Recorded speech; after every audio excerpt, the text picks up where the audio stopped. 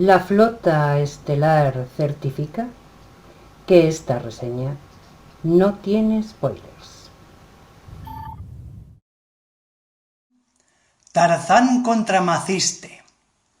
Eso es lo que dijo mi padre cuando vio la primera temporada de Picard. La primera temporada de Star Trek Picard, la nueva serie donde vuelve Jean-Luc Picard, está con la mitad del equipo de Star Trek Discovery, lo que implica que hay una serie de riesgos. En serio, es muy peligroso darle todas las series de una misma franquicia a un par de personas, porque si se les da bien, como fue el caso de Espacio Profundo 9, pues muy bien, pero si se les da mal, como se les está dando a Kurtzman y todos estos, apaga y vámonos. Hasta que vi la primera temporada de Picard, yo pensaba que la peor serie de Star Trek era Discovery, por su segunda temporada. Pero es que Discovery pues me dio asco, me dio repulsión, me dio rabia, pero por lo menos me dio algo. Con Picard aburrimiento es poco. Es que no me interesa nada de lo que pasa, no me importan los personajes, no me...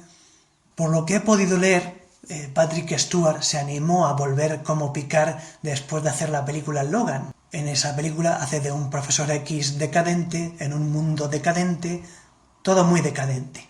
Y las historias decadentes, cínicas y oscuras no pegan bien, no casan con Star Trek. El valor de Star Trek jamás ha residido en su realismo.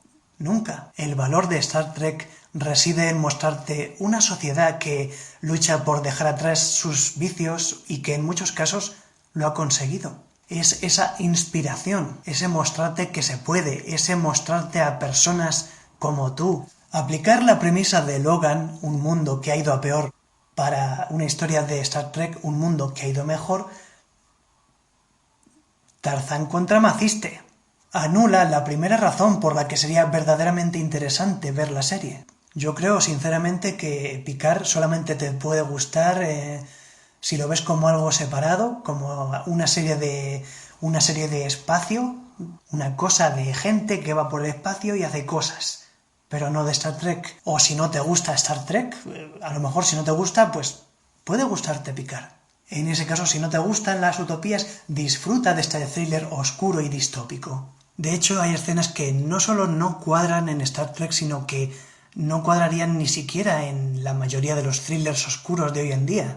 Un capítulo, uno de los que se supone que es de los más divertidos, empieza con un flashback donde a alguien le arrancan un ojo y lo peor es que también se escucha con efectos sonoros de mucha textura.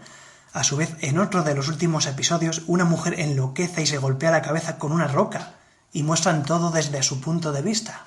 Es decir, este Star Trek no está hecho para los trekkies, está hecho para sonsacar reacciones emocionales. Es casi una tortura. Esto tampoco significa que esta primera temporada sea malísima. En todos los capítulos hay una escena buena.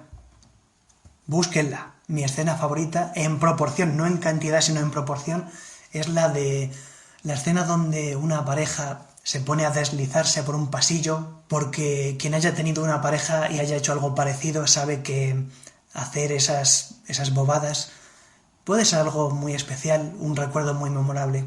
En ese sentido, lo mejor de esta temporada para mí es algo que no tenía nada que ver con nada de nada. Por mi parte, yo voy a seguir la misma vía que siguió el Capitán Picard. ¿Por qué Picard dejó la flota estelar? Porque ya no era la flota estelar. ¿Por qué yo dejé Picard? Porque ya no era Star Trek.